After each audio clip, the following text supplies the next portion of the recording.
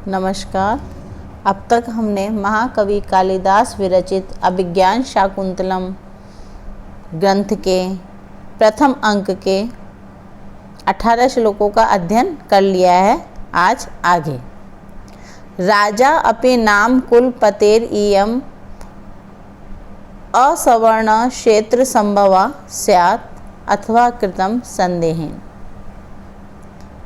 क्या यह संभव है कि यह शकुंतला महर्षि कण्व की असवर्ण क्षेत्रा अर्थात जो ब्राह्मण से इतर अन्य पत्नी से उत्पन्न हुई हो, अथवा इस विषय में संदेह करने की आवश्यकता नहीं। असंशय शत्रु परिग्रह क्षमा यद आर्यम अस्याम अभिलाषी मे मनः सताम ही संदेह पदेषु वस्तुषु प्रमाणम अंतःकरण प्रवृत्ति है। यहाँ इस श्लोक में जब राजा विचार करता है कि यह जो शकुंतला है वह कुलपति महर्षि कण्व की ब्राह्मण के अतिरिक्त किसी अन्य वर्ण की स्त्री से उत्पन्न कन्या है, परंतु इसका निश्चय किस प्रकार हो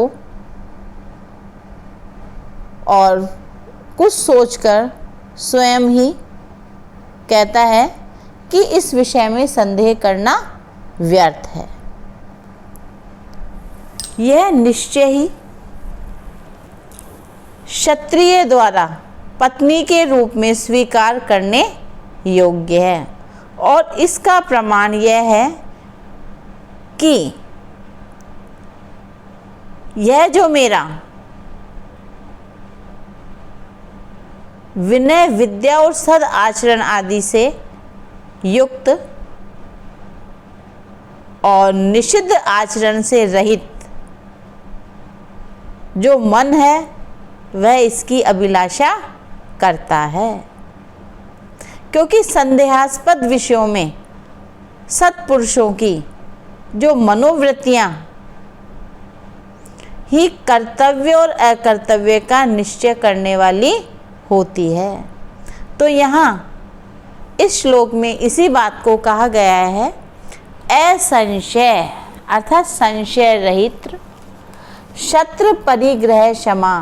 शत्रु यानी क्षत्रिय के परिग्रह अर्थात पत्नी रूप में ग्रहण करने या स्वीकार करने योग्य यद आर्यम यद क्योंकि आर्यम में मन है, जो आर्य यानी श्रेष्ठ में मन है मेरा मन है, अस्याम अभिलाषी इसका अभिलाषी है, इसका अर्थात शकुंतला का अभिलाषी है, शकुंतला को प्राप्त करने की इच्छा करने वाला है।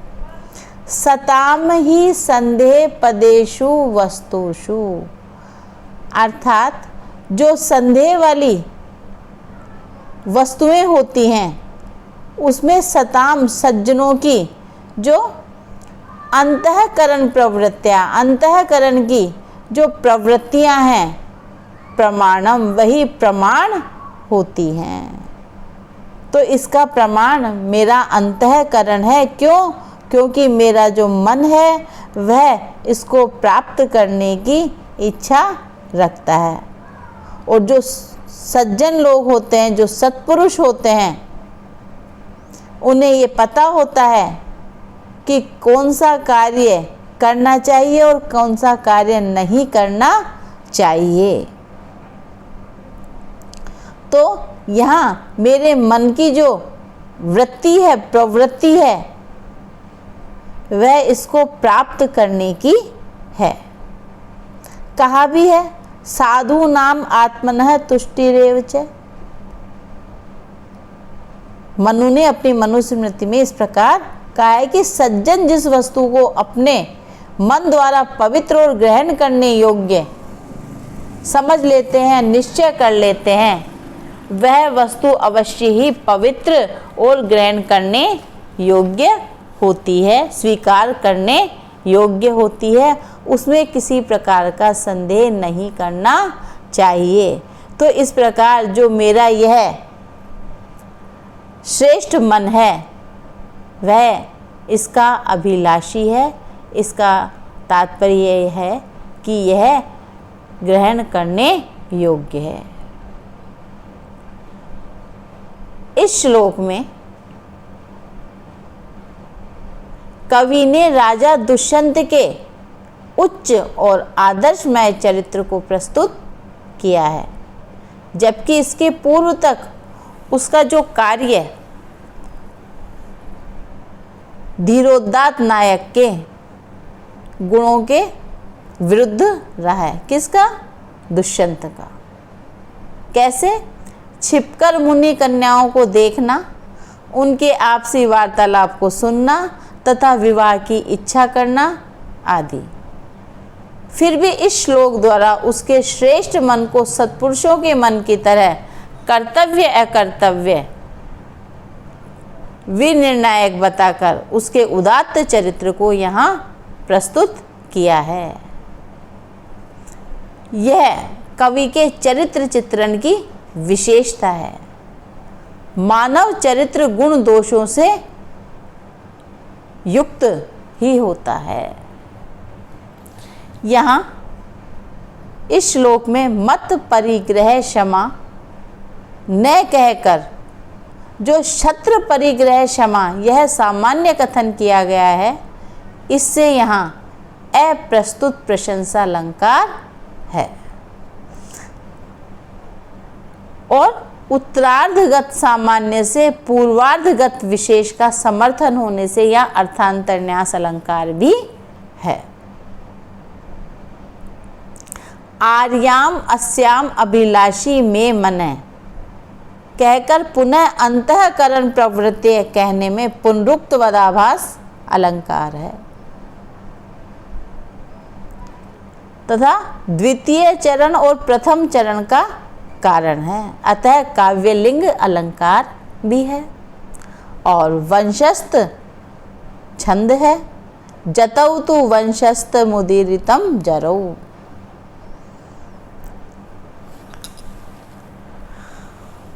इसके बाद तथापि तत्वत ए नाम उपलब्ध से, लेकिन फिर भी मैं क्या करूँगा, इसके वास्तविक रूप के विषय में जानकारी प्राप्त करूँगा। यद्यपि मेरा मन तो इसका अभिलाषी है और मेरे मन को यह विश्वास है कि यह जो शकुंतला है वह क्षत्रिय द्वारा विवाह करने योग्य है, तथापि फिर भी लोक व्यवहार की रक्षा के लिए यथार्थतः अर्थात सत्यता पूर्वक इसे जानकर ही प्राप्त करूँगा, केवल अपने मानसिक विश्वास से ही नहीं। शकुंतला ससंभ्रमम अर्थात घूमकर और घबराकर, अम्मो सलिल सेक संभ्रमोदगत नव मालिकाम उज्जित्वा वदनम में मधुकरो अभिवर्तते। इधर शकुंतला जो जल सिंचन का कार्य कर रही है, तो वहाँ नव मालिका पर जो भ्रमर बैठा हुआ है वह उसको छोड़ करके और शकुंतला के चारों तरफ घूमता है। तो शकुंतला कहते अरे ओ, जल के सेचन अर्थात जल सिंचन की घबराहट से यह क्या हो गया है, उड़ा है, और यह नव मालिका को छोड़कर यह भ्रमर मेरे मुंह की ओर आ रहा है। इति भ्रमर बाधाम रूपयति, यह कहकर भ्रमर बाधा का अभिनय करती है।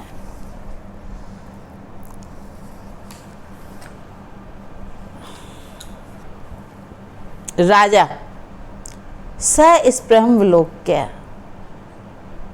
बड़े चाव से, इस प्रकार से लालसा से विलोक्य देख करके चला अपांगाम दृष्टिम स्पृशसी बहुशो वेपुत मतिम रहस्याख्यैव स्वंसी मृदु कर्णान्तिक चरः करौ व्याधुनवत्यः पिबसि रति सर्वस्वम अधरम वयम तत्वान्वेषान् मधुकर हतास्त्वं खलु कृति।